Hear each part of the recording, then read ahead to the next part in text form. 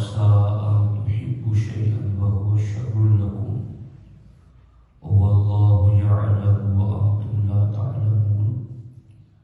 صدق الله العلي العظيم وصدق رسوله النبي الأمين المختار الكريم الرؤوف الرحيم.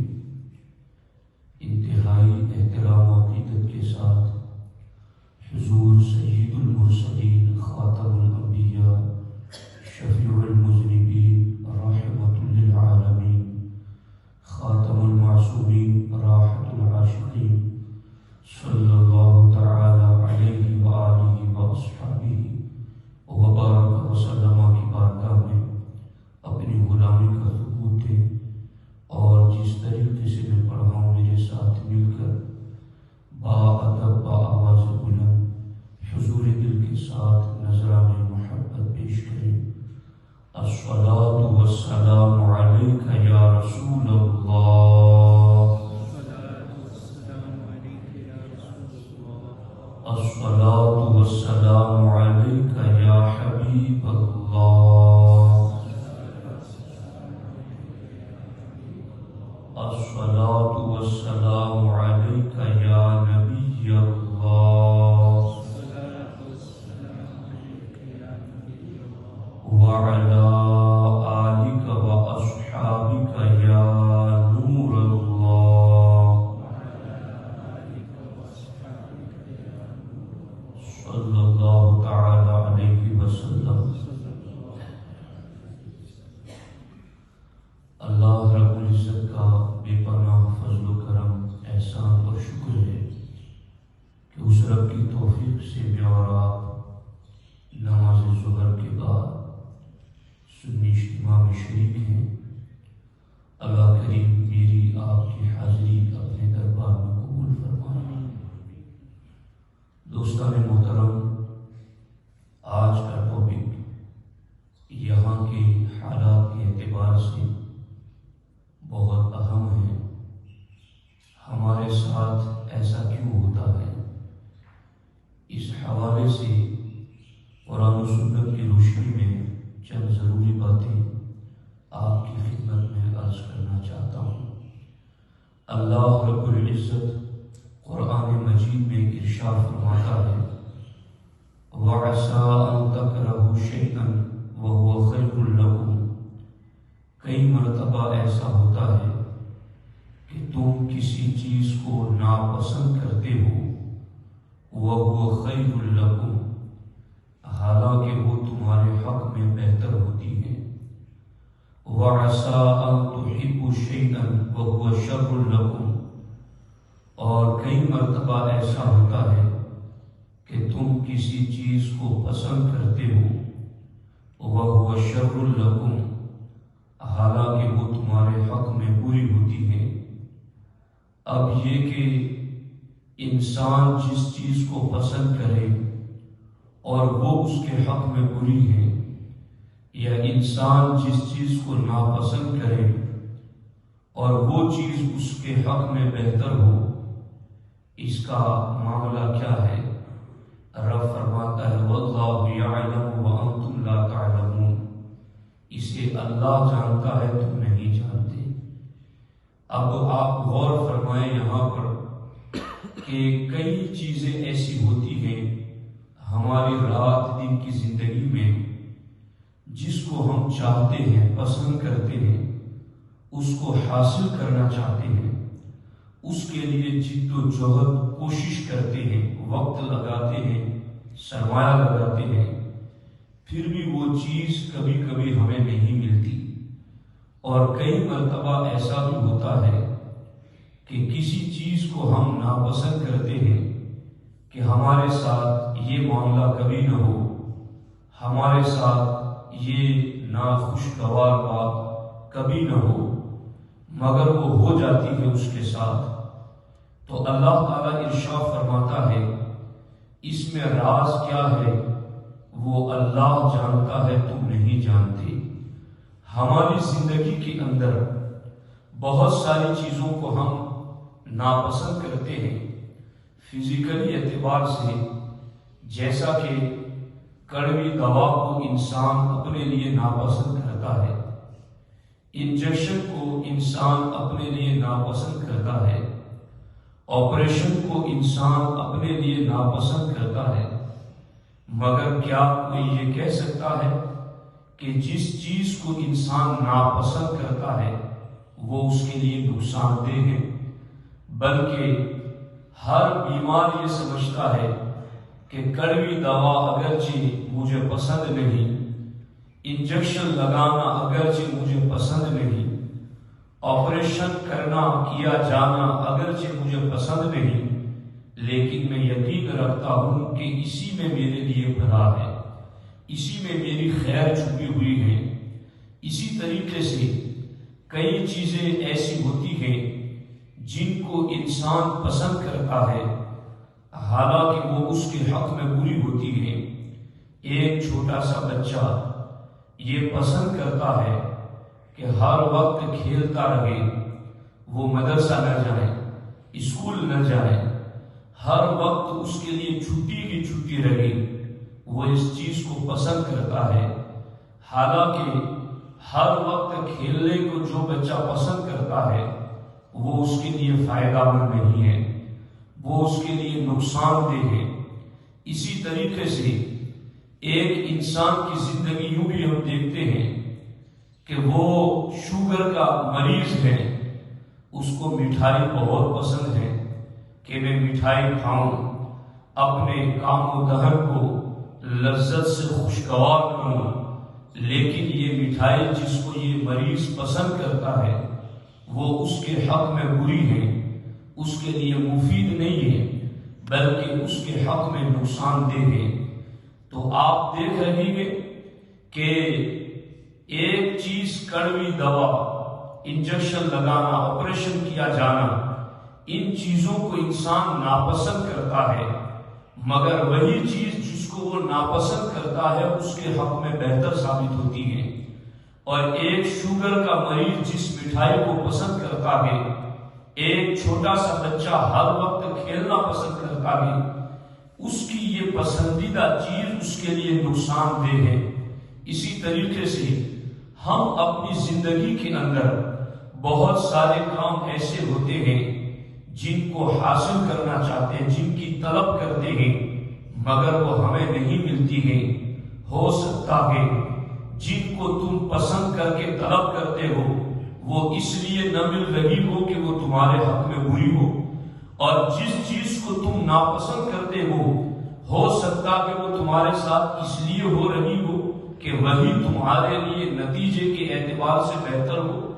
بس ایک مسلمان کو اس چیز پر ایمان رکھنا چاہیے کہ اسے اللہ اور رسول کے حکم پر عمل کرنا ہے، چاہے اس میں اس کے نفس کو اپنا بھلا نظر آئے یا اپنا برا نظر آئے۔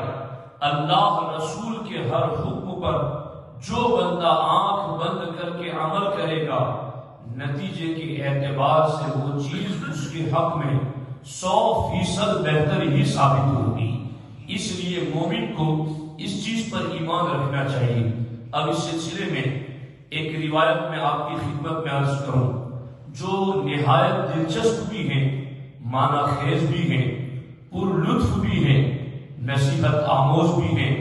حضرت سیدنا سعید ابن المسیب رضی اللہ تعالی عنہ مدینہ پاک کے 7 فقہا میں رئیس الفقہا جن کا خطاب تھا، وہ سیدنا سعید بن مسیب رضی اللہ تعالی عنہ حضرت لقمان حکیم کے حوالے سے یہ حکایت ذکر کرتے ہیں۔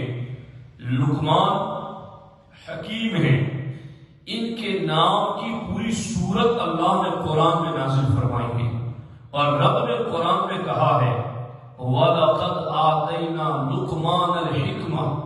رب فرماتا ہے لقمان کو سمجھنا چاہتے ہو تو اتنا سمجھ لو کہ ہم نے لقمان کو حکمت عطا کی ہے۔ رب فرماتا ہے کہ ہم نے لقمان کو حکمت دی ہے۔ اب لقمان رضی اللہ تعالی عنہ کی حکمت کیا تھی؟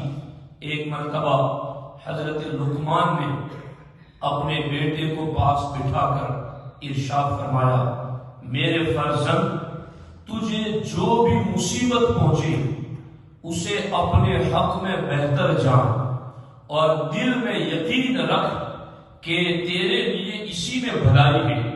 اگرچہ بظاہر تجھے وہ مصیبت نظر آ رہی ہے لیکن حقیقت میں اسی میں تیرے لیے بہتری ہوگی۔ لقمان حکیم نے جب یہ نصیحت کی کہ مصیبت کو اپنے حق میں بہتر جان، مصیبت کو اپنے لیے بھلا بہتر یقین کر، اب آج آپ بھی سن رہے ہیں، آپ بھی سوچ رہے ہوں گے کہ یہ کیسے ہو سکتا ہے کہ ہر مصیبت کو ہم اپنے حق میں بہتر سمجھیں۔ انشاءاللہ الرحمن اس روایت کو اگر آپ نے دل دماغ سے سن کر دلوں میں جگہ دے دی تو جو کچھ آپ کے ساتھ آزمائشیں ہوتی ہیں انشاءاللہ ہر آزمائش پر آپ کو تسلی ملے گی، ہر آزمائش پر آپ کو سکون میسر ہوگا۔ آپ کبھی اللہ کے فیصلوں پر ناراضگی والا من نہیں بنائیں گے۔ حضرت لقمان فرماتے ہیں ہر مصیبت کو اپنے حق میں میرے فرزند بہتر سمجھ۔ تو فرزند نے کہا میرے والد محترم آپ کی بات میں نے سنی اور سمجھ بھی لی، لیکن یہ میرے بس میں نہیں ہے کہ میں ہر مصیبت کو اپنے حق میں بہتر سمجھوں، اس لیے کہ میرا یقین بھی ابھی اتنا پختہ نہیں ہے کہ میں آپ کی طرح ہر مصیبت کو اپنے حق میں بہتر اور بھلا سمجھ سکوں۔ حضرت لقمان نے کہا کوئی بات نہیں، اللہ کے نبی اس دور میں بھی زمین پر تشریف فرما ہے، چلو میں تمہیں ان کی خدمت میں لے جاتا ہوں تاکہ ایک نبی کی فیض صحبت سے تمہارے یقین میں پختگی پیدا ہو جائے، تمہارا یقین کامل ہو جائے۔ اب دونوں نے تیاری کرنا شروع کر دی، سامان تیار کیا، اپنے خچروں پر سامان لاد دیا اور دونوں اپنے اپنے خچروں پر بیٹھ کر کے ایک نبی کی زیارت اور ملاقات کے لیے چل پڑے۔ راستے میں گزرتے ہوئے ان دونوں کے سامنے ایک ویران جنگل آ گیا اور وہ جنگل ایسا تھا کہ دور دور تک نہ کوئی درخت نظر آتا، نہ کوئی سایہ نظر آتا۔ سخت دوپہر کی دھوپ پڑنے لگی، چلچلاتی ہوئی دھوپ اور تیز گرم لو چلنے لگی، پانی بھی سارا ختم ہو گیا، کھانا بھی ختم ہو گیا، دونوں خچر بھی شدت حرارت اور گرمی کی وجہ سے کانپنے اور ہانپنے لگے۔ باپ بیٹا دونوں اپنی سواریوں سے نیچے اتر گئے اور دونوں ان سواریوں کے ساتھ پیدل چلنے لگے۔ حضرت لقمان نے نظر اٹھائی تو انہیں نظر آیا کہ سامنے دھواں اٹھ رہا ہے اور انہیں سایہ نظر آیا۔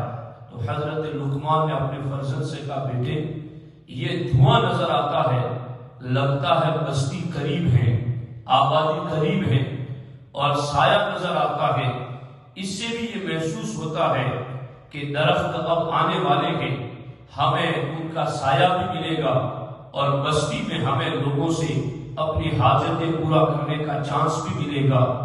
اب یہ دونوں باتیں کرتے ہوئے چل رہے تھے کہ اچانک حضرت لقمان رضی اللہ تعالی عنہ کے بیٹے کے پاؤں میں ٹھوکر لگی۔ نیچے زمین پر جو ہڈی موجود تھی وہ ان کے بیٹے کے پاؤں میں اتنی سختی سے لگی کہ تلوے کو توڑ کر قدم کے اوپر ظاہر نظر آنے لگی۔ اتنی تیز ٹھوکر لگی کہ یہ ہڈی پوری قدم کے اوپر نظر آنے لگی اور بیٹا شدت درد اور کرب کی وجہ سے بے ہوش ہو کر زمین پر گرنے لگا۔ حضرت لقمان نے اسے سینے سے لگا دیا، اپنے امامے کا ٹکڑا پھاڑ کر کے اپنے بیٹے کی مرہم پٹی کی، اپنے دانتوں سے اس ہڈی کو نکالا، پٹی باندھی اور اس کا علاج کر رہے تھے۔ آنکھوں سے اشک جاری تھے، بیٹا بے ہوش ہے۔ چند آنسو جب بیٹے کے رخسار پر پڑے تو بیٹے کی آنکھیں کھل گئی۔ اس نے اپنے والد محترم کو روتے ہوئے دیکھا تو دیکھ کر کے عرض کیا ابا حضور آپ ہی تو کہہ رہے تھے کہ ہر مصیبت کو اپنے حق میں بہتر جان، ہر مصیبت کو اپنے حق میں بھلا اور بہتر سمجھ، تو یہ مصیبت ہمارے حق میں کیسے بہتر ہو سکتی ہے؟ اور میرے والد محترم، اگر یہ مصیبت بہتر ہی ہے تو آپ رو کیوں رہے ہیں؟ آپ آنسو کیوں بہا رہے ہیں؟ ایک باپ بیٹا، بیٹے پر آزمائش اتری، بیٹے پر مصیبت اتری، اس حوالے سے دونوں آپس میں مکالمہ کر رہے ہیں، اور باپ کی ہوئی نصیحت کے اگینسٹ بیٹا اپنی بات پیش کر رہا ہے۔ جب دونوں کی یہ چرچا ہونے لگی تو حضرت لقمان نے سمجھاتے ہوئے کہا، میرے فرزند، پہلی بات تو یہ ہے کہ میں کیوں رو رہا ہوں؟ اس کا جواب یہ ہے کہ میں ایک باپ ہوں، اور اولاد کا رنج اور غم میں مبتلا ہونا اور اس پر باپ کا ناک پر اشکبار ہو جانا، یہ ایک فطری عادت ہے۔ میں کسی بے صبری کی وجہ سے نہیں رو رہا، اللہ کے فیصلے اور قضا پر ناراضگی کی وجہ سے نہیں رو رہا، بلکہ ایک شفقت پدرانہ کی وجہ سے میری آنکھیں اشکبار ہو گئی ہیں۔ اور بیٹا، تم نے یہ پوچھا کہ یہ مصیبت اب ہمارے حق میں کیسے بہتر ہو سکتی ہے، تو میرے فرزند یاد رکھ، ہو سکتا ہے کہ کوئی بڑی مصیبت آنے والی ہو اور اللہ نے اس چھوٹی مصیبت کے ذریعہ اس بڑی مصیبت کو ٹال دیا ہو۔ یہ بھی بیٹا ہو سکتا ہے۔ اسی تصور کو اپنے ذہن و دماغ میں رکھ کر کے اس چھوٹی مصیبت کو بھی اپنے حق میں بہتر جان لو کہ بڑی مصیبت کو اللہ نے ٹال دیا اور اس چھوٹی مصیبت میں تمہیں مبتلا کر کے۔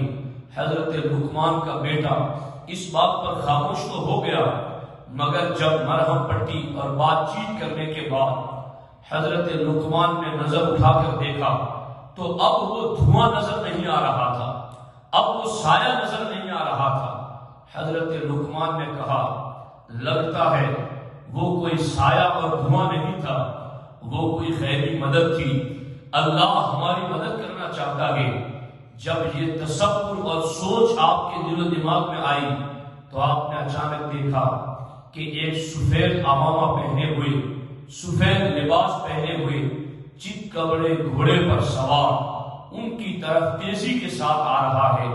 جیسے ہی قریب پہنچا نظر سے غائب ہو گیا۔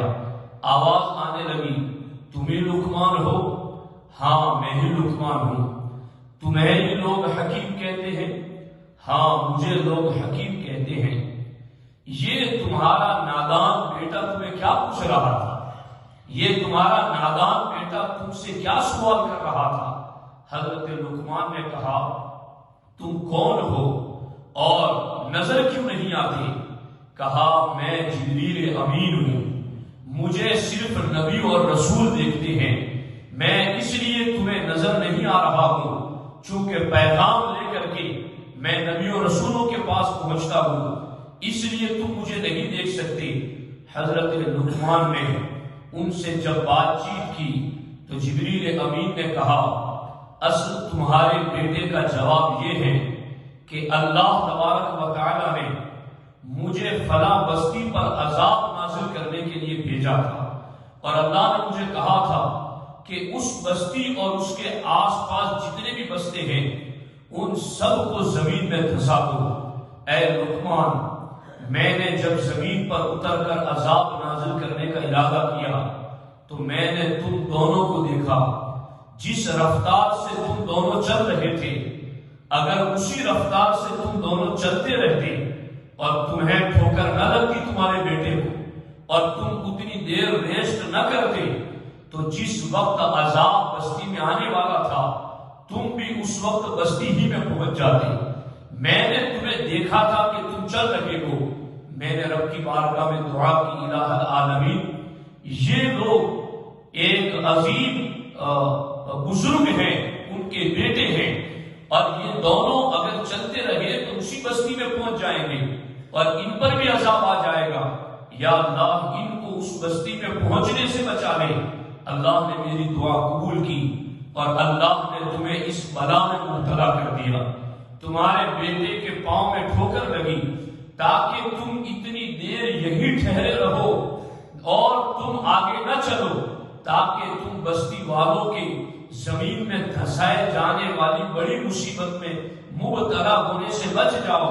حضرت لقمان نے اپنے بیٹے سے کہا، میرے فرزند دیکھو، یہ ہے رب کا راز، کہ رب نے چھوٹی مصیبت کے ذریعہ ہمیں بڑی مصیبت سے بچا لیا.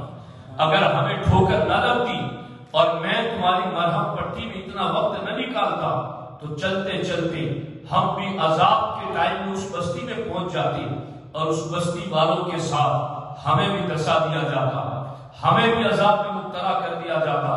حضرت جبریل نے پھر اس فرزند کے پاؤں پر ہاتھ پھیرا, اس کا زخم ٹھیک ہو گیا. پانی کے برتن پر ہاتھ پھیرا, لبالب پانی سے بھر گیا. کھانے کے برتن پر ہاتھ پھیرا, پورا برتن کھانے سے بھر گیا. اور ان دونوں باپ بیٹا کو اٹھا کر چند لمحوں میں ان کے گھر تک واپس پہنچا دیا. تو آپ دیکھ رہے ہیں یہ ہے حضرت لقمان کی حکمت. اور قرآن میں اللہ نے سورہ لقمان اتاری. کاش کہ آج کے مسلمان 2 کو 4 کیسا کرنا ہے, 10 سے 100 کیسے بنانے ہیں, انہیں ساری تدبیریں پتا ہے, انہیں ساری حکمتیں پتا ہے. کاش یہ قوم لقمان کی حکمتوں کو بھی پڑھتی, کاش سورہ لقمان کا ترجمہ بھی پڑھ لیتی اور اس کے اوپر غور کرتی اور فکر لگاتی, تاکہ ان کے لیے جو راز چھپے ہوئے ہیں وہ کھلتے ہوئے نظر آتے. اب آج ایک مسلمان ہے جو پرہیزگار ہے, دیندار ہے, تقوی شیار ہے, وہ روزہ بھی رکھتا ہے, زکات بھی دیتا ہے, سارے اعمال ٹھیک کرتا ہے, مگر کبھی اس کے مال میں آزمائش آ جاتی ہے, کبھی اس کے جسم میں آزمائش آ جاتی ہے, کبھی اس کے بیوی بچوں میں آزمائش آ جاتی ہے, کبھی اس کے والدین میں آزمائش آ جاتی ہے. تو اس کی زبان پر بے صبری کے جملے نکلتے ہیں اور اس کی زبان میں اور اس کے ذہن و دماغ میں غلط تصورات آنے شروع ہو جاتے ہیں. میں پرہیزگار ہوں, میرے ساتھ ایسا کیوں ہو رہا ہے, میں دیندار ہوں, میرے ساتھ ایسا کیوں ہو رہا ہے. تو یاد رکھنا, ہو سکتا ہے تمہارے ساتھ کچھ بڑا ہونے والا ہو, اللہ نے اس چھوٹے کے ذریعہ اس بڑے کو ڈال دیا ہو. اور قرآن کی آیت کی روشنی میں کہ تم جس کو ناپسند کرتے ہو, حالانکہ وہی تمہارے حق میں بہتر ہو. کسی کے لاکھ روپے مار کر کسی نے لے لیے, 2 لاکھ لے لیے, کسی کے اوپر کسی نے ظلم کر کے اسے لوٹ لیا. اب اگر وہ مومن یہ تصور کرے ہو سکتا ہے کاروبار میں مجھ سے کوئی غلطی رہ گئی ہو جس کی وجہ سے یہ میرے لیے کفارہ رب نے بنا دیا ہو. آپ نہیں جانتے امام اعظم ابو حنیفہ نے ایک اپنے پارٹنر کو کہا تھا یہ کپڑوں کے تھان لے جا کر بیچ دو, اور یہ تھان جو ہے اس میں یہ عیب ہے, انہیں بتا دینا کہ اس میں یہ عیب ہے, تاکہ وہ اس کی قیمت اس کے دیکھ کر کے عیب کے مطابق لگا سکے. وہ گیا بیچ دیا, اسے تھان بھی یاد نہ رہا اور اسے بندہ بھی یاد نہ رہا کہ یہ تھان میں نے کس بندے کو بیچا. واپس آیا تو امام اعظم نے سب سے پہلے یہی سوال کیا کہ وہ جو تھان جس میں عیب تھا وہ تم نے بیچا تو تم نے بتایا تھا اس کو؟ کہا حضور وہ تو میں بھول ہی گیا. کہا چلو بھول گئے, لیکن جس کو بیچا تھا وہ بندہ یاد ہے؟ کہا وہ بھی مجھے یاد نہیں ہے. کیا آج کا کاروباری اپنے پارٹنرشپ میں کبھی یہ سوال کرنے کی بھی اسے توفیق ہوتی ہے کہ ہم نے کسی کو دھوکہ تو نہیں دیا, ہم نے کسی کو غلط طریقے سے تو اس کو آگے نہیں بڑھایا؟ امام اعظم ابو حنیفہ نے کہا اگر تم تھان کا عیب بتانا بھی بھول گئے اور تم نے آگے سے جس کو بیچا ہے وہ بندہ بھی بھول گئے, تو اب یہ رقم مجھے اپنے پاس نہیں رکھنی. جاؤ جس بستی میں تم نے یہ سامان بیچا ہے اسی بستی کے غریبوں پر لے جا کر صدقہ کر دو. تو آپ غور فرمائیں, جب تجارتیں پاک باز ہوتی ہیں تو رب ان کی پارسائی کی حفاظت فرماتا ہے اور پھر ان کے دل بھی اتنے مطمئن ہوتے ہیں. غوث پاک محفل میں بیٹھے تھے, کسی نے کہا حضور آپ کا پورا جہاز جو سامان سے لدا ہوا تھا وہ سمندر میں ڈوب گیا. تو غوث پاک نے گردن جھکائی اور گردن جھکا کر کہا الحمدللہ رب العالمین. اس کے بعد تھوڑی دیر میں آپ کو یہ بتایا گیا حضور وہ آپ کا جہاز نہیں تھا, وہ کسی اور کا تھا, آپ کا جہاز تو بس سلامت کنارے لگ گیا. آپ نے پھر بھی کہا الحمدللہ رب العالمین. تو غوث الاعظم دستگیر سے پوچھا گیا کہ حضور آپ نے مصیبت آنے پر بھی الحمدللہ پڑھا اور نعمت ملنے پر بھی الحمدللہ پڑھا, آپ نے ایسا کیوں کہا؟ تو غوث پاک کے دیوانوں, صرف 11ویں کھانے کے دیوانے مت بنے رہو, غوث پاک کی سیرت و کردار کو بھی اپنے سامنے رکھو۔ غوث اعظم دستگیر رضی اللہ تعالیٰ عنہ فرماتے ہیں جب مجھے بتایا گیا کہ جہاز ڈوب گیا سامان کے ساتھ تو میں نے اپنے دل کی طرف توجہ کی کہ میرا دل اللہ کے فیصلے پر ناراض تو نہیں ہے، تو میں نے دیکھا کہ میرا دل رب کی رضا میں مشغول ہے، تو میں نے کہا الحمدللہ رب العالمین۔ اور جب پھر میں نے سنا کہ میرا مال بسلامت کنارے پہنچ گیا تو میں نے رب کی نعمت ملنے پر پھر رب کا شکر ادا کرتے ہوئے الحمدللہ رب العالمین کہا ہے۔ تو دوستان محترم، آخر جو ہونا تھا رب کے فیصلے کے مطابق وہ تو ہو ہی چکا ہے۔ اگر آپ بھی ڈپریشن میں چلے گئے تو مزید آپ کے لیے مصیبتیں کھڑی ہو جائے گی، مزید آپ کے لیے جو کام کاج میں آسانی ہو سکتی ہے اس میں مزید دشواریاں پیدا ہو جائے گی۔ اس لیے اس نظریے کو اپنے ذہن و دماغ میں رکھ کر کے پھر آگے اپنی زندگی کا سفر طے کرنا شروع کریں۔ اب اس سلسلے میں دو باتیں مزید میں آپ کی خدمت میں عرض کرتا ہوں اور پھر گفتگو کو اختتام کی طرف لاتا ہوں، اس کو دھیان سے سنیے آپ۔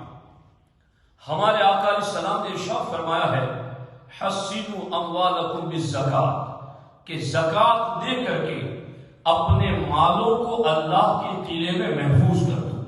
اب ایک بندہ ایسا ہے جس نے زکات کمپلسری ادا کی، کبھی کوتاہی نہیں کی، کمی نہیں کی، بلکہ اس کی عادت یہ ہے کہ زکات سے علاوہ بھی وہ کچھ نہ کچھ صدقات خیرات دین کے نام پر کرتا ہی رہتا ہے، مگر اس کے باوجود کبھی کبھی اس کا مال بھی غصب کر لیا جاتا ہے، لوٹ لیا جاتا ہے۔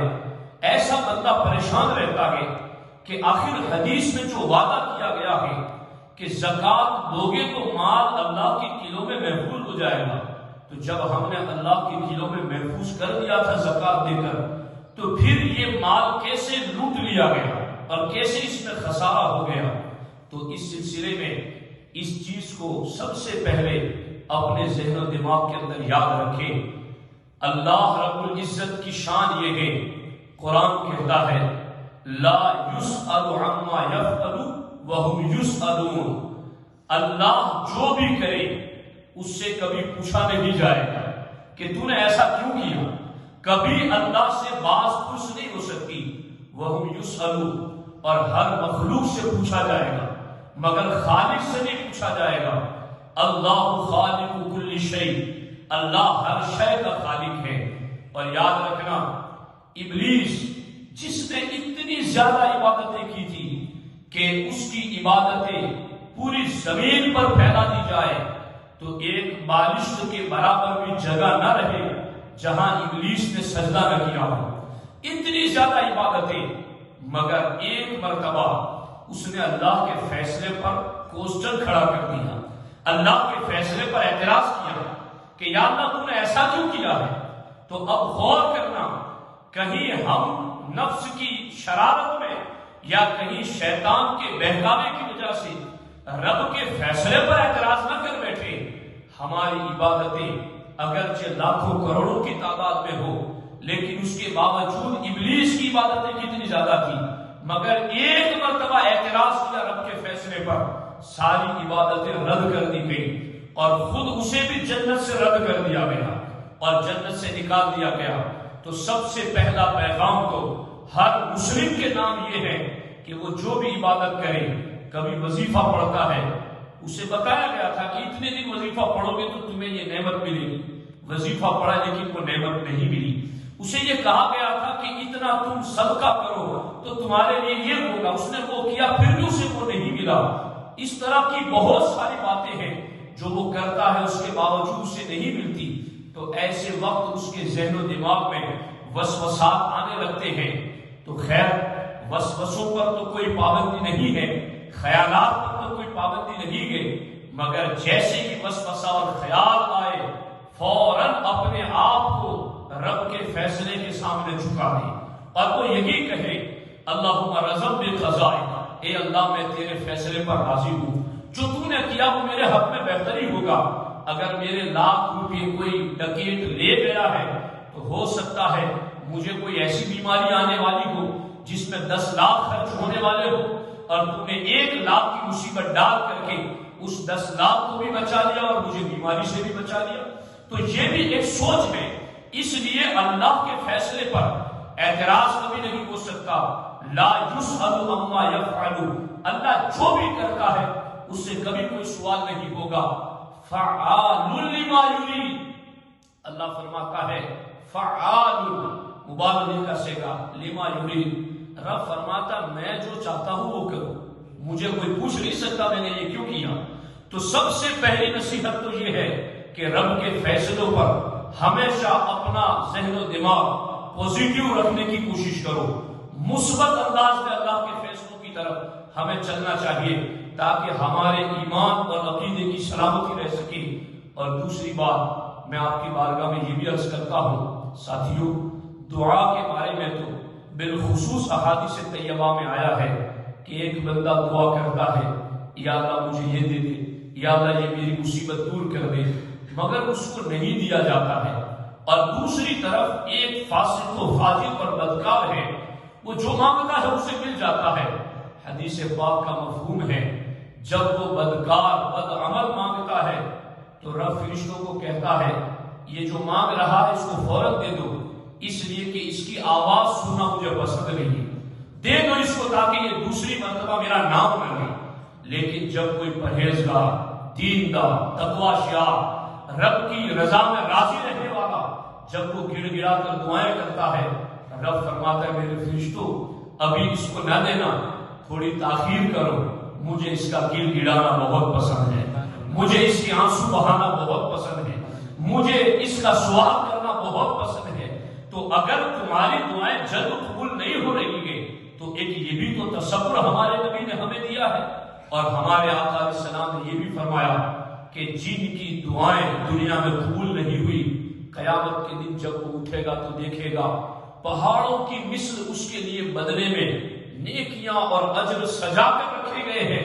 وہ دیکھے گا تو کہے گا یا اللہ یہ نیکیاں تو میں نے کی نہیں تھی، یہ اتنا بڑا بڑا اجر و ثواب میرے لیے کہاں سے آ گیا. تو اس وقت رب فرمائے گا تو نے دعائیں جو مانگی تھی اور میں نے اس کا بدلہ دنیا میں نہیں دیا تھا، یہ تیری اسی دعاؤں کا اثر ہے، یہ تیری وہی دعائیں ہیں جو قبول تو ہوئی تھی مگر اس قبولیت کا اثر دنیا میں نہیں آخرت میں رب نے رکھا تھا. وہ قبول تو ہوئی تھی مگر اس قبولیت کا جو اثر تھا، اس قبولیت کی وجہ سے جو تجھے نعمت دینی تھی وہ میں نے تجھے دنیا میں نہیں دی، قبول کر کے تیرے لیے آخرت میں ذخیرہ کر دیا، آخرت کے لیے اسٹور کر دیا. اس وقت بندہ کہے گا کاش میری دنیا میں کوئی دعا قبول نہ ہوئی ہوتی تو آج میرے لیے پہاڑوں کے پہاڑ نیکیوں کی اور اجر و ثواب کے ہوتے. تو دوستان محترم ان چیزوں کو اپنے ذہن و دماغ میں رکھو تاکہ رب کے فیصلوں پر تمہاری زبان نہیں تمہارا دل بھی مطمئن ہو جائے. اور اب آگے جو اہم ترین بات ہے، اصولی بات ہے، یہ بات بھی اصولی تھی، آگے ایک اصول کی مزید بات ہے، وہ بھی میں آپ کی خدمت میں عرض کرنا چاہتا ہوں. جب بندہ اپنے مال کی زکوٰۃ نکالتا ہے یا اس طرح کا کوئی بھی عمل کرتا ہے تو ہر عمل کی دو صورتیں ہیں. ایک تو ہے اس کی ظاہری صورت اور ایک ہے اس کی باطنی صورت. ظاہری صورت میں ہر عمل اس وقت صحیح سمجھا جاتا ہے جب وہ مکمل شرائط اور اراکین کے ساتھ ادا کیا جاتا ہے. جیسے نماز ہے تو نماز اس وقت ادا ہوتی ہے جب طہارت، ستر عورت، وقت، استقبال قبلہ، نیت، تکبیر تحریمہ، یہ ساری شرائط کمپلیٹ ہو اور سارے فرائض بھی قیام، قرات، رکوع، سجود، قاعدہ اخیرہ، خروج بھی سنی گی، یہ سارے فرائض، سارے شرائط کو وہ اپنا کر کے عمل کرے گا اور سارے مفسدات، مکروہات سے اپنے آپ کو بچائے گا.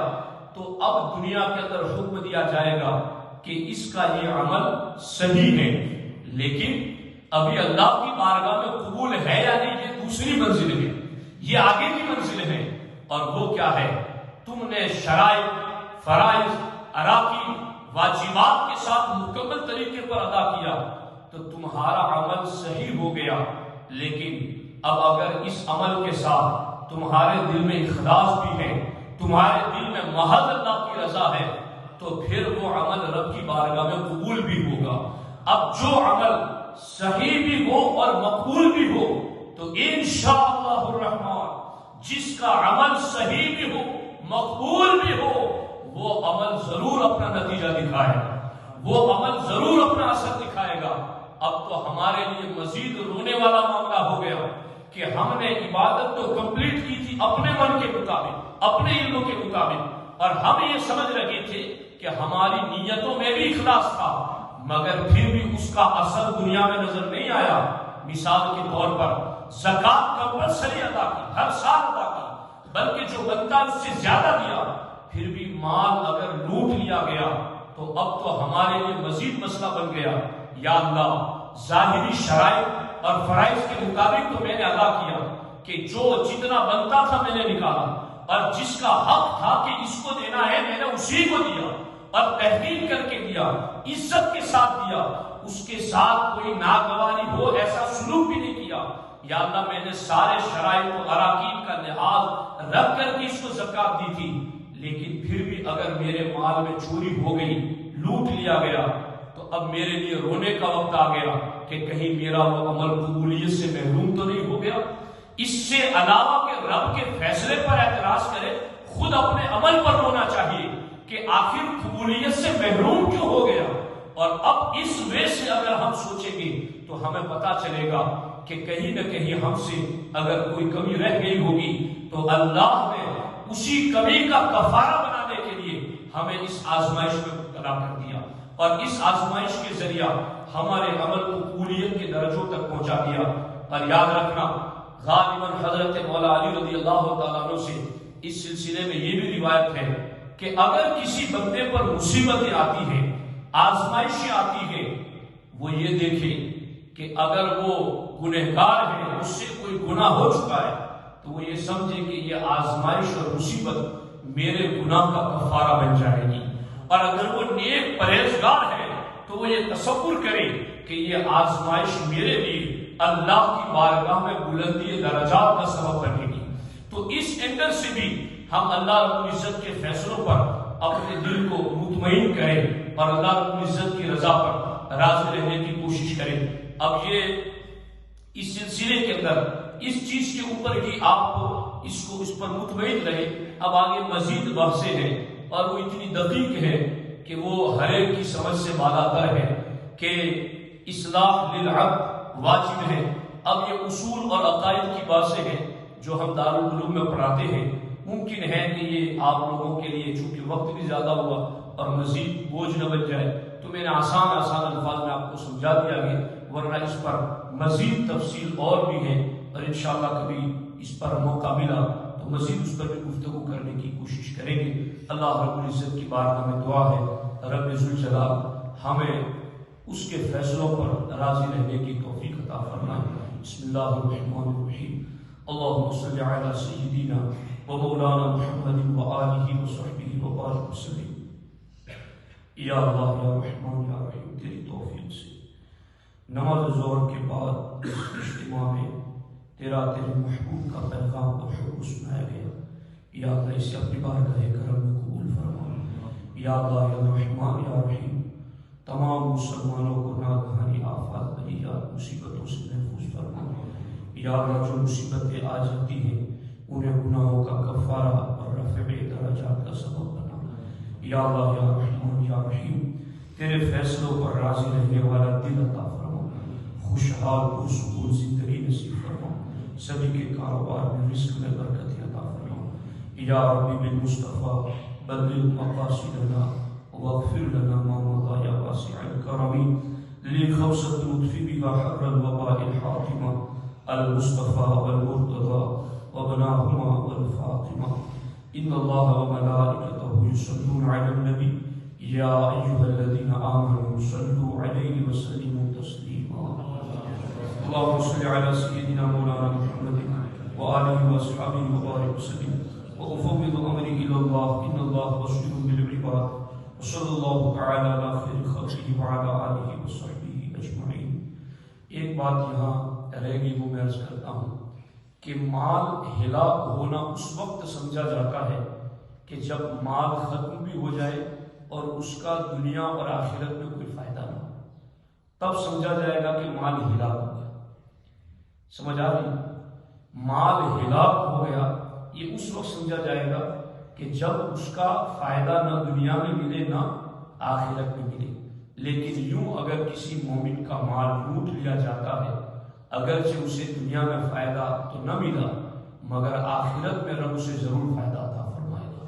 کہ ہمارے جیسا میں نے جمعہ میں بھی کہا تھا کہ کثرت کے ساتھ جنت میں جانے والے وہ ہوں گے جو دوسروں کی نیکیاں لے کر جنت میں جائیں گے، اور کثرت کے ساتھ جہنم میں جانے والے وہ ہوں گے جو دوسروں کے گناہ اپنے سر لے کر کے جہنم میں جائیں گے۔ تو جس نے ہمارا مال لوٹ لیا ہے، ہو سکتا ہے ہمارے جانے انجانے کے گناہ قیامت کے دن اس کے سر ڈال دیے جائیں اور ہمیں اس وقت پاک صاف کر کے جنت میں بھیجا جائے۔ اور یہاں کی کرنسی اس وقت تو چلنے والی نہیں ہے، وہاں تو نیکیوں والی ہی کرنسی چلے گی۔ اس اینگل سے بھی اگر سوچیں گے تو ہمارے دلوں کو اللہ کے فیصلوں پر قرار رہے گا۔ اللہ تعالی ہمیں اس کے فیصلوں کے سامنے سر خمیرہ رہنے کی توفیق عطا فرمائے۔ السلام علیکم ورحمۃ اللہ۔